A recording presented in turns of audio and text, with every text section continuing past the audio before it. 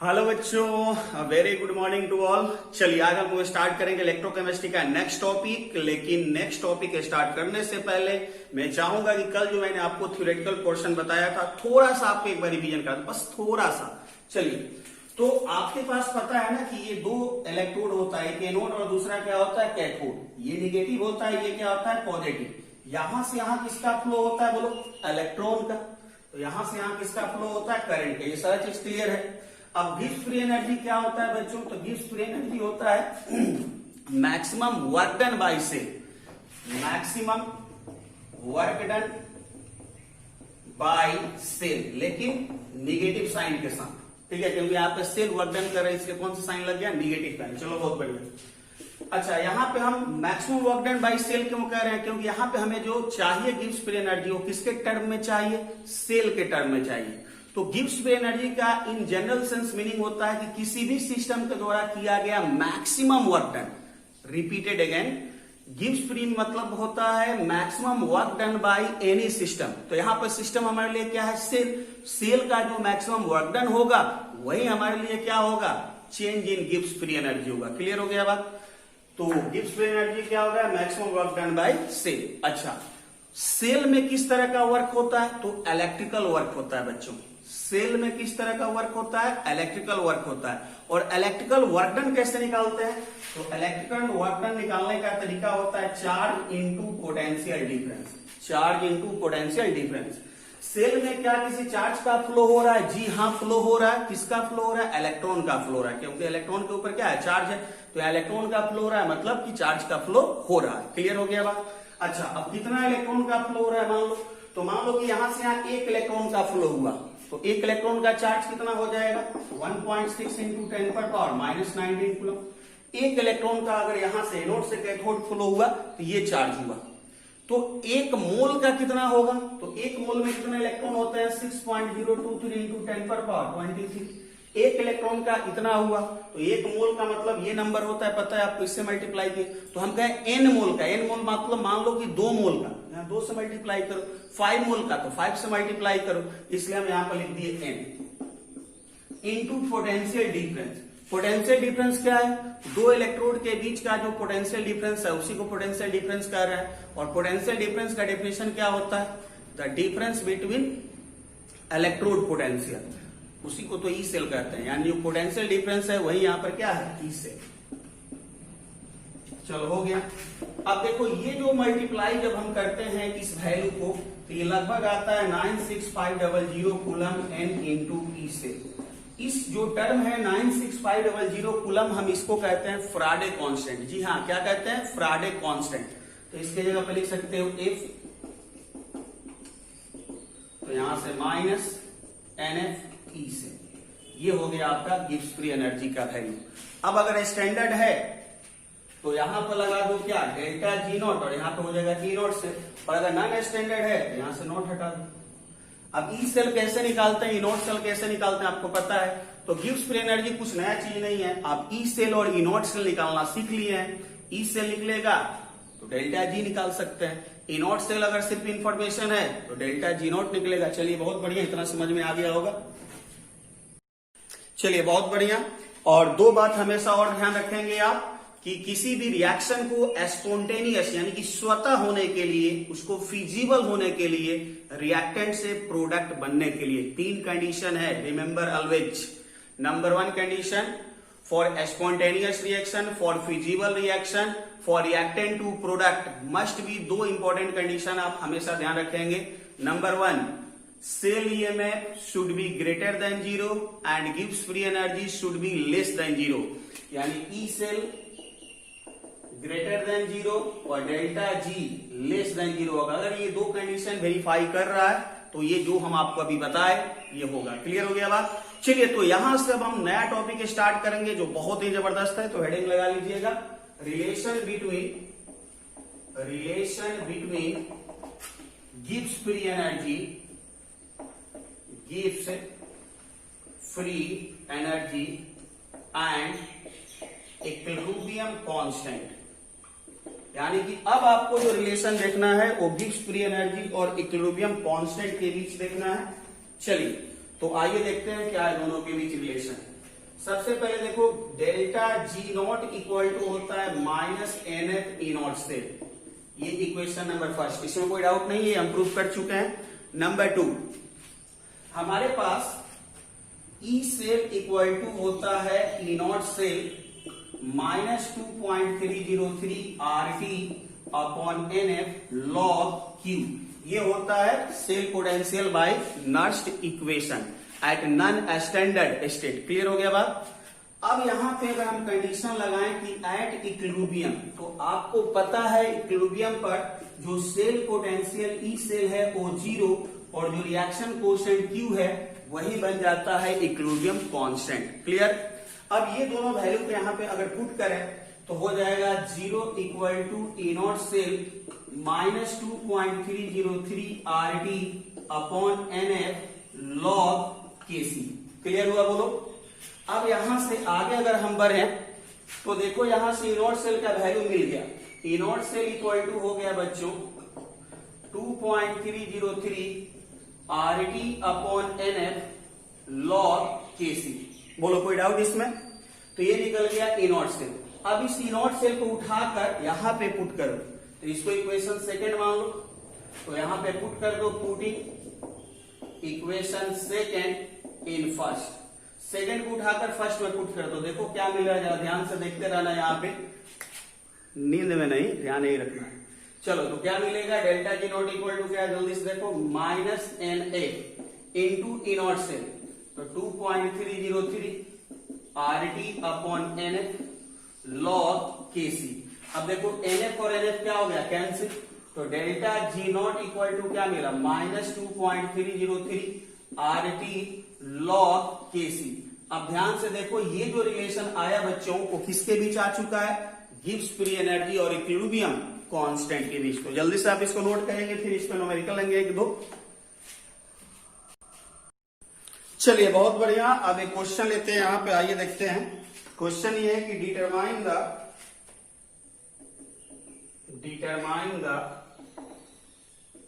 Gibbs free energy, determine the Gibbs free energy of, किसका निकालना है बच्चों, तो Ni solid plus 2Ag plus aqueous, product क्या बना रहा है आपके लिए, Ni 2 plus aqueous plus 2Ag solid if their equilibrium constant is, if their equilibrium constant is 3 into 10 per power 35। चलिए आप इसको पॉज करेंगे और पॉज करके बनाएंगे जल्दी से। हेलो, बन गया तो नहीं बना, चलो ठीक है। क्या कह रहा है ये क्वेश्चन में, आपको इक्विलिब्रियम कांस्टेंट दे रखा है और गिब्स फ्री एनर्जी पूछ रहा है, तो आपने अभी अभी गिब्स फ्री एनर्जी और इक्विलिब्रियम कांस्टेंट के बीच रिलेशन देखा है, फिर दिक्कत किस बात की है, जल्दी से पुट करो। क्या होता है relation, delta G equal to minus 2.303 R T log K C, यही होता है ना, यहाँ पर डेल्टा जी नॉट होता है। अब देखो यहाँ पे के सी अगर आपको पता है तो डेल्टा जी नॉट निकल जाएगा, तो पुट करो माइनस 2.303, आर का वैल्यू 8.314, टेम्परेचर अगर नहीं दिया है क्वेश्चन में तो 25 डिग्री सेल्सियस लेकर बनाते हैं। क्लियर। इस पूरे चैप्टर में अगर कहीं टेम्परेचर मेंशन नहीं है तो आप 25 डिग्री सेल्सियस लेकर बनाते हैं, लेकिन जैसे कि आपको पता है कि टेम्परेचर को किस में चेंज करना होगा, केल्विन में, तो 25 का मतलब हुआ 298 केल्विन इंटू लॉग केसी, केसी आपको पता है 3 इंटू 10 पर पावर 35। जी हाँ, यही तो इक्विलिब्रियम कांस्टेंट है ना, तो यहाँ पे पुट कर दिया हमने। अब यहां से निकल गया maximum work done by cell. तो यहाँ पे इस तरह कोई विशेष क्वेश्चन नहीं मिलेगा, बहुत छोटा सा क्वेश्चन मिलेगा। दो ही वेरिएबल है, देखो, एक केसी वेरिएबल है और दूसरा डेल्टा जी नॉट वेरिएबल है। अगर केसी दिया रहेगा तो डेल्टा जी नॉट निकालने के लिए कहेगा, और डेल्टा जी नॉट दिया रहेगा तो केसी निकालने के लिए कहेगा। बात समझ में आया? चलो हो गया होगा। चलो बहुत बढ़िया। एक और छोटा सा क्वेश्चन ले लेते हैं, बहुत छोटा सा क्वेश्चन, एक और छोटा सा क्वेश्चन जल्दी से देख लो। यहां पर क्या कह रहा है, कह रहा है कि फॉर रिएक्शन, क्वेश्चन है ध्यान से देखो, फॉर रिएक्शन है 2Al solid plus 3Cu2 plus aqueous, यहां पे है Al3 प्लस एक्वस, यहां पे 2 है, और plus 3Cu solid. For reaction, ये रिएक्शन नोट हो गया होगा, the maximum standard work done by cell is -11,69,580 joule.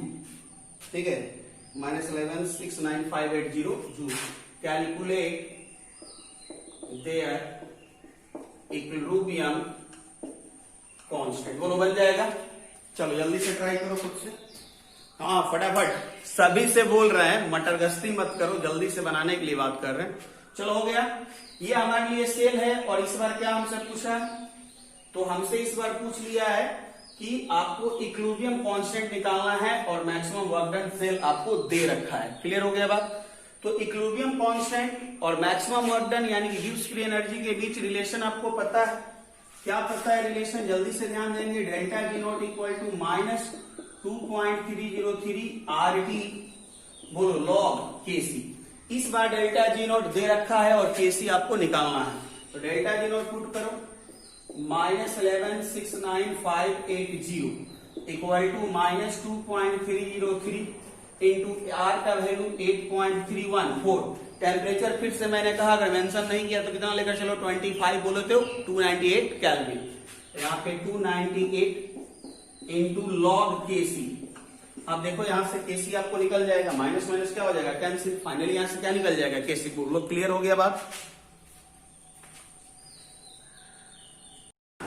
चलो बहुत बढ़िया। अब हम आपको एक बहुत ही इंपॉर्टेंट रिलेशन सिखाने वाले हैं गिब्स फ्री एनर्जी का। पहले फैन बंद कर लेने दो। चलो हो गया, हाँ सॉरी, इंपॉर्टेंट रिलेशन हम आपको सिखाने वाले हैं गिब्स फ्री एनर्जी का। चलिए क्या इंपॉर्टेंट, जैसे मान लीजिए, सपोज कीजिए कि आपके पास कुछ है इस तरह से कि ए से ए प्लस का जो रिडक्शन पोटेंशियल है, यानी कि ई नॉट, उल्टा लिख दिए। सपोज कीजिए कि ए प्लस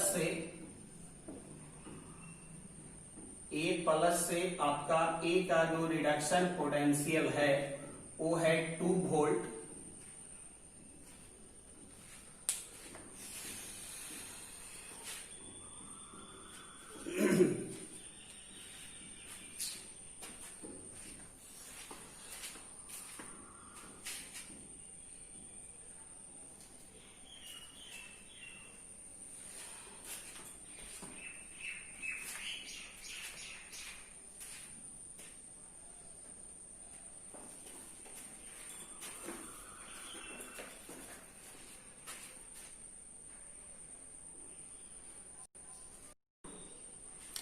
चलिए बहुत बढ़िया। अब हम आपको बहुत ही इंपॉर्टेंट एप्लीकेशन सिखाने वाले हैं स्टैंडर्ड गिब्स फ्री एनर्जी के लिए, तो बहुत ध्यान से सीखना बच्चों। जी हाँ, चलो तो ठीक है। यहां पर देखो क्या है, आपके लिए कुछ दे रखा है। आपके लिए कह रहा है कि Cu2 प्लस से जब हम Cu जा रहे हैं तो आपका Cu प्लस, तो इसके लिए ई नॉट का वैल्यू है आपके लिए 0.15 वोल्ट। और फिर ये जब जा रहा है आगे Cu प्लस से जब Cu जा रहा है तब इसके लिए ई नॉट का वैल्यू दे रखा है 0.50 वोल्ट। तो आपसे कह रहा है कि अगर हम Cu2 प्लस से Cu जाएं तो इसके लिए ई नॉट क्या होगा। चलो अभी हमको पता है, कुछ समझ में तो आया नहीं होगा, कुछ भी समझ में नहीं आया परेशान मत हो, समझाते हैं। ये कह रहा है कि Cu2 प्लस से Cu प्लस गया तब जो इसका रिडक्शन पोटेंशियल है ये वैल्यू है। जब Cu प्लस से Cu गया तब ये रिडक्शन पोटेंशियल है। तो Cu2 प्लस से Cu गया तब क्या रिडक्शन पोटेंशियल होगा। तो देखो ध्यान से, अगर हमको इस तरह का 2 या 3 या 4 दिया हुआ इक्वेशन और किसी एक इक्वेशन का पूछ रहा है रिडक्शन पोटेंशियल या ऑक्सीडेशन पोटेंशियल यानी कि इलेक्ट्रोड पोटेंशियल, तो सबसे पहले जो दिया गया रिएक्शन है उसको 1 2 3 4 मान लो। तो हम मान लो कि इसको 1 मान लिए, इसको 2 मान लिए, ठीक है।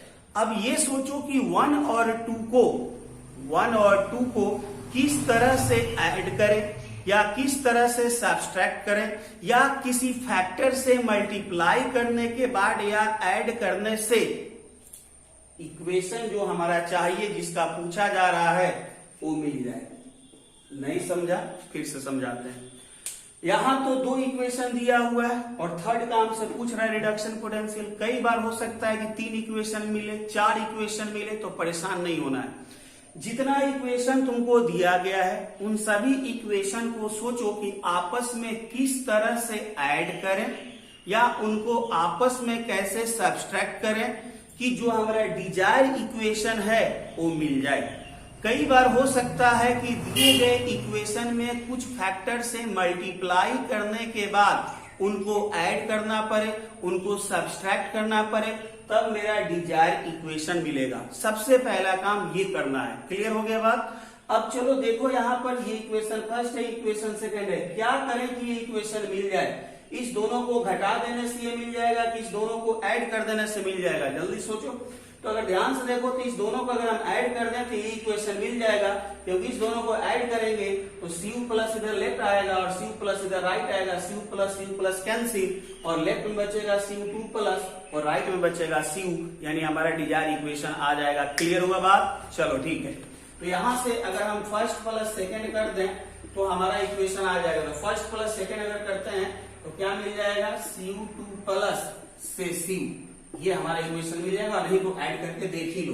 तो CU2 प्लस इधर जो होगा CU प्लस CU। देखो CU प्लस कैंसिल, बचा क्या? CU2 plus CU। पहला काम ये खत्म हो गया। दूसरा, ये जिस टर्म में तुम इक्वेशन को ऐड किया है उसी टर्म में तू डेल्टा G नोट का यूज करेगा। यानी कि फर्स्ट इक्वेशन के लिए डेल्टा G नोट 1 और सेकंड के लिए डेल्टा G नोट 2। तो यहां से हम लिख सकते हैं delta G naught 1 plus delta G naught 2 equal to delta G naught. ठीक है, दूसरा काम ये करना है। अब डेल्टा G नोट का फॉर्मूला क्या होता है? तो माइनस NF E से माइनस NF E नोट से plus minus NF E naught से इक्वल टू, इसके लिए भी लिख लो माइनस NF E नोट से। अब ये फर्स्ट के लिए है तो यहाँ पे N1, यहाँ पे E नोट 1। ये सेकंड के लिए है तो यहाँ पर N2, एक का वैल्यू सेम रहेगा, यहाँ पर E नोट 2, और ये तो हमको निकालना ही है। अब देखो फर्स्ट में कितना इलेक्ट्रॉन का चेंज हो रहा है बच्चों? देखो तो CU2 प्लस से CU प्लस, यानी एक इलेक्ट्रॉन का चेंज हुआ। यहाँ पे -1 into F into E naught cell first का कितना 0.15 प्लस सेकंड में देखो कितना इलेक्ट्रॉन का चेंज हो रहा है? तो देखो CU प्लस से CU, यहां भी एक ही इलेक्ट्रॉन का चेंज हो रहा है। तो -1 इंटू F इंटू इसके लिए नोट सेल कितना है 0.50 इक्वल टू माइनस। थर्ड में देखो कितना का चेंज हो रहा है? थर्ड में देखो कहां से कहां जा रहा है? CU2 प्लस से CU, 2 इलेक्ट्रॉन का चेंज हो रहा है। तो माइनस यहां पे लिख सकते हैं -2 इंटू F। क्या इसका E नोट सेल पता है? नहीं पता, यही तो निकालना है। अब जरा ध्यान से देखो, F तीनों में कॉमन है, यानी कि F और F क्या हो गया? कैंसिल। तो बचेगा क्या? -0.15 और प्लस माइनस क्या हो जाएगा? -0.50 equal to -2 into E naught cell. अब देखो माइनस माइनस यहां से कॉमन ले लो तो क्या हो जाएगा? 0.15 plus 0.50 equal to -2 into E naught cell. अब यहां से E नोट सेल क्या हो गया? जल्दी से देखो, माइनस माइनस क्या हो गया? कैंसिल। तो ये हो जाएगा 0.65/2, यानी हो जाएगा ये आपका 3 यानी कि ये आपका हो जाएगा 32.5 वोल्ट। ठीक है, इसको पॉज करके नोट करो जल्दी से।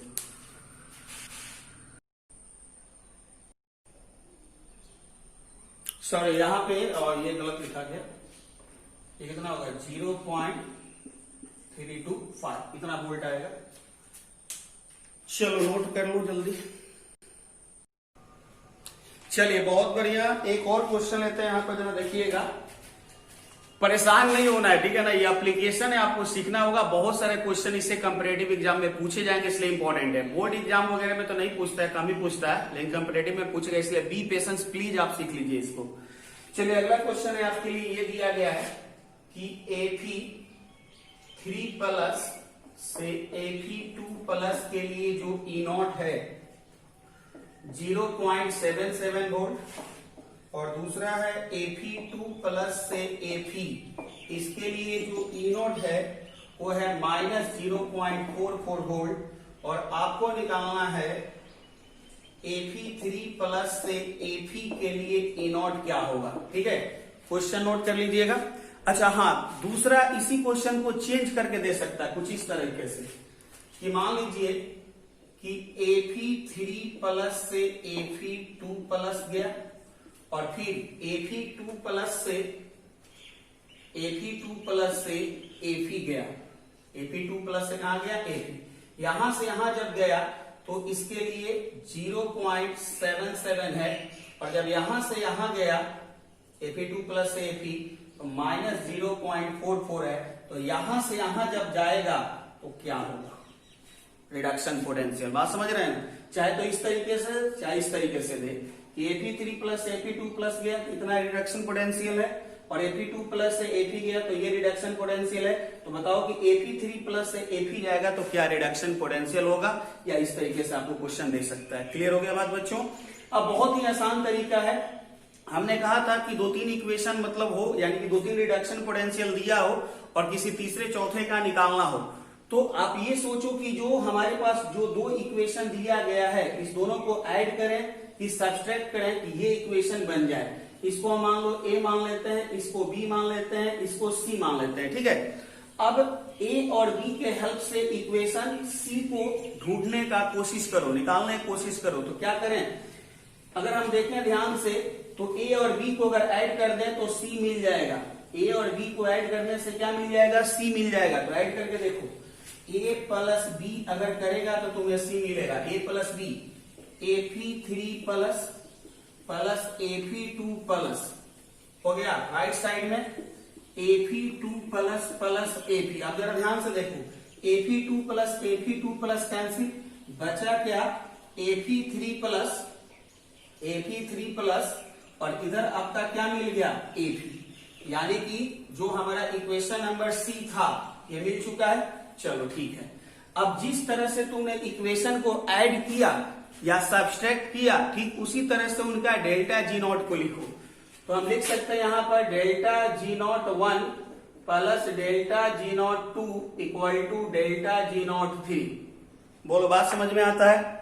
अब डेल्टा G0 के जगह पर क्या लिखो, तो लिखो -NF E0 से, लेकिन यहां पर N1 यहां पर E01, फिर प्लस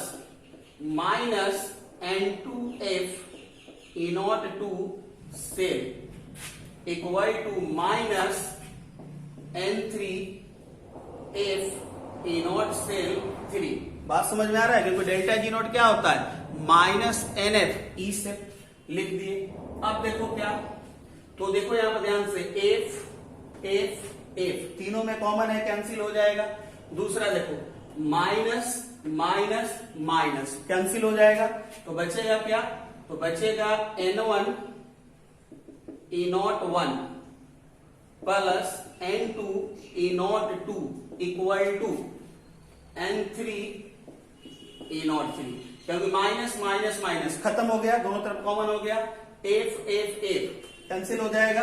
चलो ठीक है। अब N1 क्या है, तो पहले में इलेक्ट्रॉन का कितना चेंज हो रहा है, तो पहले में देखो कितना इलेक्ट्रॉन का चेंज हो रहा है, Ap+3 से Ap+2 एक इलेक्ट्रॉन का चेंज हुआ यानी 1, और फर्स्ट का कितना है 0.77 प्लस सेकंड में देखो कितना इलेक्ट्रॉन का चेंज हो रहा है, Ap+2 से Ap जा रहा है यानी कि 2 इलेक्ट्रॉन का चेंज इंटू E02 यानी कि कितना का चेंज हुआ इलेक्ट्रॉन का, तो -0.44।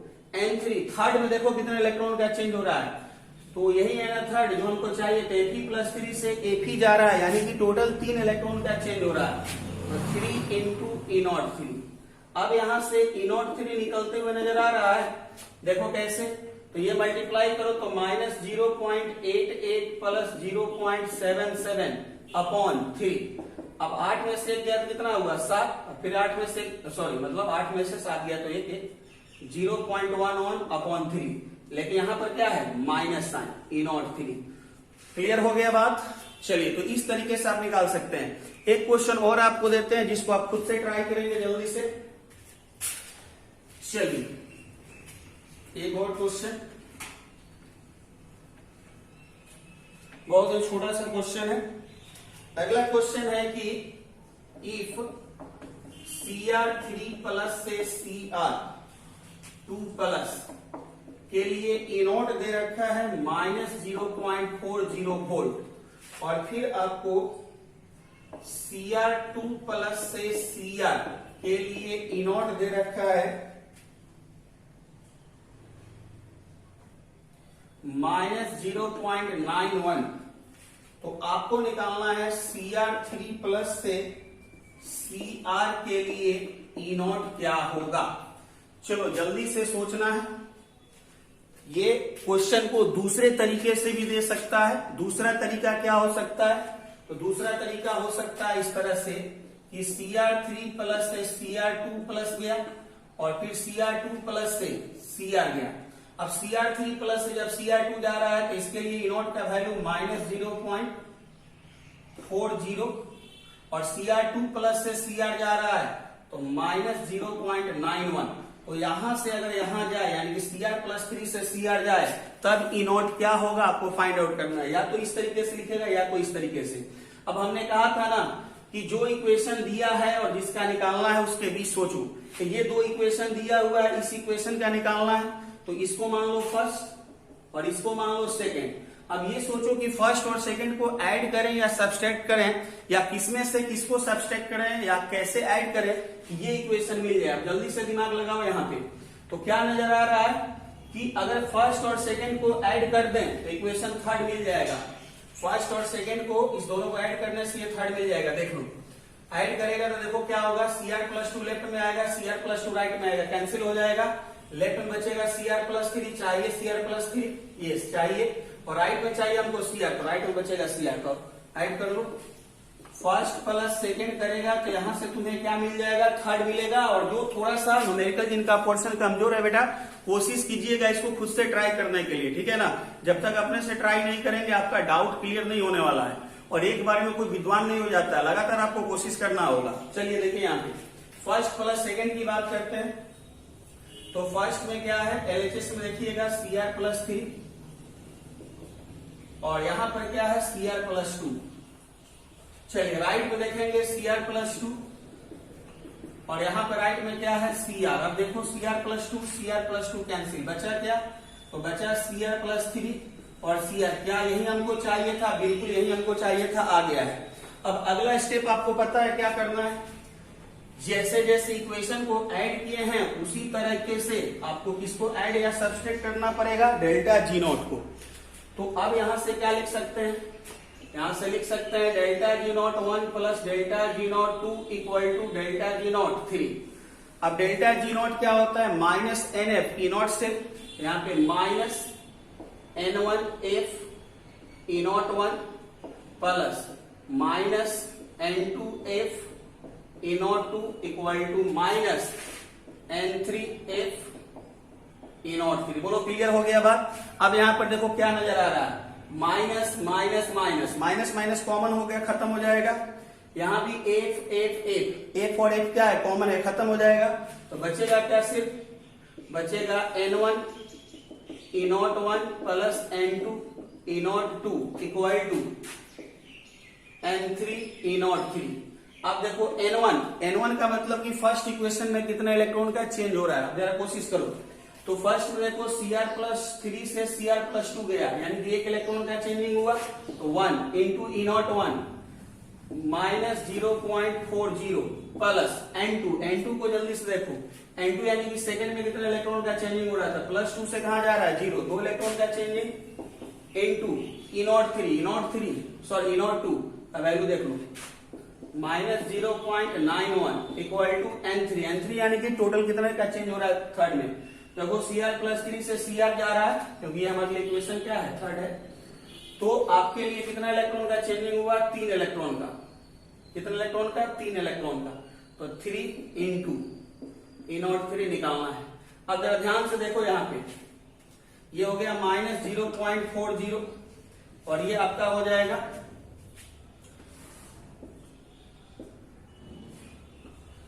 1.82 इक्वल टू 3 इंटू E03। अब यहां से तू E03 निकाल सकता है, जो भी आएगा तुम्हारा आंसर होगा।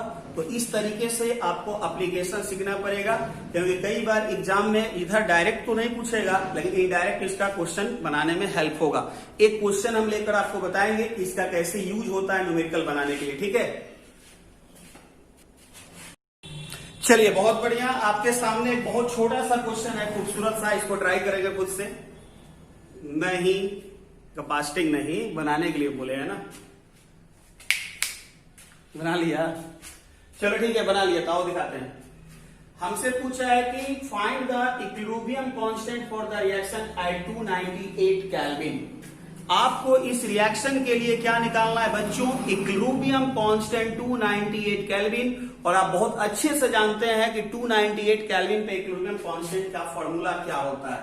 तो हमको पता है कि at 298 kelvin equilibrium constant log Kc equal to हम लोग क्या लिखते हैं n into E0 cell upon 0.059। यही तो होता है फॉर्मूला 298 केल्विन पर किसका, Kc का। अब यहां पे E0 सेल निकालने का तरीका क्या होता है, तो E0 सेल निकालने का तरीका है reduction potential cathode minus reduction potential anode. यानी कि इस रिएक्शन में कोई एक एनोड होगा और दूसरा कैथोड होगा, बस। अब दिक्कत यह है कि यहाँ पर 1 2 3 रिडक्शन पोटेंशियल दिया है और अभी तक हम सिर्फ 2 ही रिडक्शन पोटेंशियल का यूज करते थे, जिसमें एक एनोड का दिया होता था दूसरा कैथोड का, लेकिन यहाँ पर 3 दिया हुआ है। तो कैसे डिसाइड करें कि कौन एनोड है और कौन कैथोड है, इसको डिसाइड करने के लिए रिएक्शन को जरा ध्यान से देखेंगे। तो अगर देखें तो ये In+2 से In3+ गया, पॉजिटिव चार्ज बढ़ गया यानी ऑक्सीडेशन हुआ, तो ये किसका काम करेगा, एनोड का। ठीक उसी तरह से Cu2+ से Cu+ गया, Cu2+ से Cu+ गया, पॉजिटिव कम हुआ यानी कि रिडक्शन हुआ, और रिडक्शन हुआ तो किसका काम करेगा, कैथोड का। तो फाइनली यहां पे हमारे लिए एक एनोड है और दूसरा कैथोड है। एनोड और कैथोड का अगर रिडक्शन पोटेंशियल लिखें तो एनोड पर क्या दिखाना, ऑक्सीडेशन दिखाया, कैथोड पर क्या दिखाया, रिडक्शन, ठीक है। लेकिन दोनों का अगर रिडक्शन पोटेंशियल लिखें तो क्या लिखेंगे हम, तो अगर हमें चाहिए एनोड, तो एनोड यहां पर कौन है, ये है। तो एनोड के लिए हमें E0 In3+ से In2+ चाहिए। अच्छा दूसरा क्या चाहिए, तो दूसरा चाहिए कैथोड, कैथोड के लिए चाहिए Cu2+ से Cu+ का वैल्यू। क्या In3+ से In2+ का रिडक्शन पोटेंशियल पता है, देखो तो In3+ से In+ है और In2+ In+ है, लेकिन In3+ से In2+ नहीं है, मतलब ये हमको पता नहीं है। क्या ये पता है हमको, हाँ तो ये पता है 0.15 वोल्ट। अब सोचो कि जब तक ये रिडक्शन पोटेंशियल नहीं निकलेगा तब तक आपका E0 सेल नहीं निकलेगा, और E0 सेल नहीं निकलेगा तो इक्विलिब्रियम कांस्टेंट नहीं निकलेगा। क्या इसको निकाला जा सकता है, बिल्कुल। इसी को निकालने के लिए ये दोनों दिया गया है, यानी इस दोनों को हेल्प से हम इसका रिडक्शन पोटेंशियल निकाल सकते हैं। तो पहले इस दोनों का रिएक्शन लिखो। तो इस दोनों का रिएक्शन अगर लिखें तो हमें क्या होगा, In3+ से कहां जा रहा है, In+ पे, इसको इक्वेशन फर्स्ट मान लिए। और दूसरा In2+ से कहां जा रहा है, तो In2+ से जा रहा है In+ पे, इसको इक्वेशन सेकंड। अच्छा +3 से +1 गया, तो कितना इलेक्ट्रॉन का चेंजिंग यहां पर हुआ है, देख सकते हो। तो ये 2 इलेक्ट्रॉन का चेंज किया, और +2 से +1 गया, तो ये 1 इलेक्ट्रॉन का चेंज हुआ। लेकिन इस दोनों को मिलाकर हमें ये चाहिए, यानी कि हमें जो चाहिए वो क्या चाहिए, हमें चाहिए In3+ से In2+, 1 इलेक्ट्रॉन एक्सेप्ट किया यानी थर्ड। तो तो ये हमारा डिजायर है इस दोनों को हेल्प से निकालने के लिए। क्या निकल सकता है? तो अभी हम बताए थे ना कि अगर मान लेते हैं 2-3 रिएक्शन के हेल्प से इसको निकालना है, तो सोचो कि इस दोनों को ऐड करें, इस दोनों को सब्सट्रैक्ट करें, या किसी फैक्टर से मल्टीप्लाई करके ऐड या सब्सट्रैक्ट करें। तो पहले ऐड करने के लिए सोचो, तो अगर ऐड करते हैं तो आईएन प्लस आ जाएगा, जबकि इसमें आईएन प्लस चाहिए नहीं, तो ऐड करने का सिस्टम खत्म हो गया। अब सब्सट्रैक्ट करेंगे तो फर्स्ट में से सेकंड को घटाओ या सेकंड में से फर्स्ट को घटाओ, ये तो कैंसिल हो जाएगा। लेकिन घटाने के समय हमेशा देखना पड़ता है कि किस में से किसको घटाएं, फर्स्ट में से घटाएं कि सेकंड में से घटाएं। ऐड करने में नहीं सोचना है, घटाने में सोचना है। तो देखो अगर फर्स्ट में से घटाते हैं तो देखो 2 में से 1 इलेक्ट्रॉन गया, 1 इलेक्ट्रॉन, आईएन3 प्लस पॉजिटिव रहेगा और ये निगेटिव रहेगा, तो पॉजिटिव वाला लेफ्ट साइड रह जाएगा और ये निगेटिव कहां भाग जाएगा, राइट साइड, मतलब ये इक्वेशन आ जाएगा। तो फर्स्ट में से सेकंड को घटाओ, तो फर्स्ट में से सेकंड को अगर तू घटाएगा तो तुम्हें थर्ड मिल जाएगा। तो फर्स्ट में से सेकंड घटाओ, 2 इलेक्ट्रॉन से 1 इलेक्ट्रॉन घटा, प्लस आईएन3 प्लस से माइनस हो जाएगा क्या, आईएन2 प्लस। फर्स्ट में सेकंड घटा रहे, इधर देखो IN plus minus IN plus, ये और ये क्या हो गया, कैंसिल। 2 में से 1 इलेक्ट्रॉन गया, 1 इलेक्ट्रॉन बचा, तो आईएन3 प्लस प्लस 1 इलेक्ट्रॉन, और देखो ये निगेटिव है, राइट साइड जाएगा पॉजिटिव, आईएन2 प्लस। क्या इक्वेशन नंबर 3 मिल गया? बिल्कुल इक्वेशन नंबर 3 मिल गया। अब याद करो कि जैसे हम इक्वेशन को ऐड करते थे या सब्सट्रैक्ट करते थे, उसी तरीके से डेल्टा जी नॉट को ऐड या सब्सट्रैक्ट करेंगे, जिससे हमें रिडक्शन पोटेंशियल का वैल्यू मिल जाएगा। तो यहां से अब हम क्या करें, अगला स्टेप, हमारा अगला स्टेप होगा delta G naught 1 minus delta G naught 2 equal to delta G naught 3। सही है। अब डेल्टा जी नॉट का वैल्यू क्या लिखेंगे, minus n1f E naught 1 minus n2f A naught 2 equal to minus n3 A naught 3f। अब देखो ध्यान से, f तीनों जगह कॉमन है, कैंसिल हो जाएगा।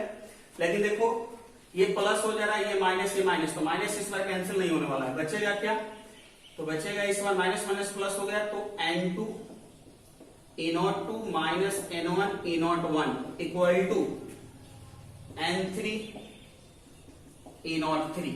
बोलो कोई दिक्कत? हाँ, यहां पे माइनस है, माइनस n3 ए नॉट 3। ध्यान यहीं पर रखना है, इधर उधर नहीं, थोड़ा सा लॉन्ग प्रोसेस है। चलो ठीक है।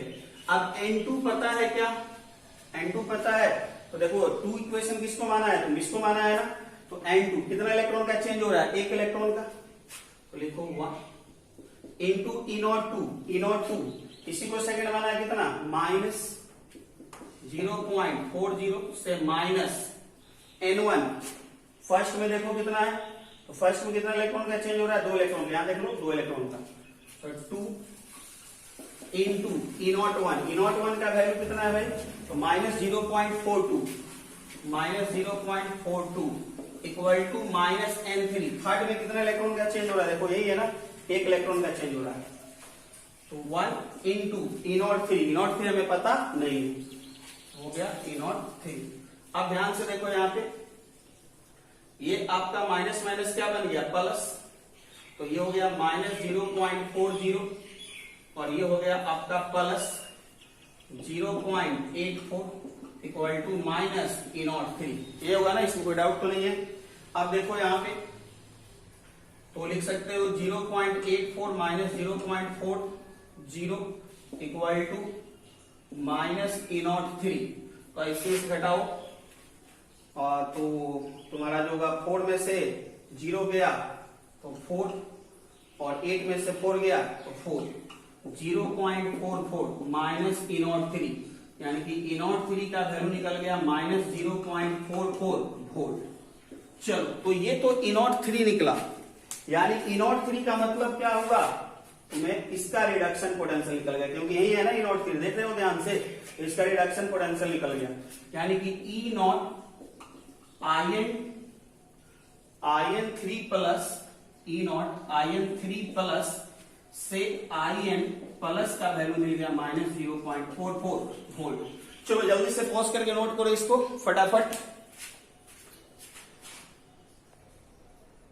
चलो नोट हो गया है। इस क्वेश्चन को एक बार फिर से और समझा देते हैं। सबसे पहले जो था कहा गया था कि इस सेल के लिए आपको क्या निकालना है, इक्विलिब्रियम कांस्टेंट है 298 केल्विन। उसके लिए ये सब रिडक्शन पोटेंशियल का वैल्यू दे दिया था। अब जब हमें इक्विलिब्रियम कांस्टेंट निकालना है 298 केल्विन पे, तो यही मेरे लिए फॉर्मूला है। अब इसमें दो चीज चाहिए, इनॉट सेल चाहिए और एन चाहिए। अब जरा ध्यान से देखो, इनॉट सेल निकालने का तरीका reduction potential cathode minus reduction potential anode, यानी एक रिडक्शन पोटेंशियल कैथोड का और एक चाहिए एनोड का।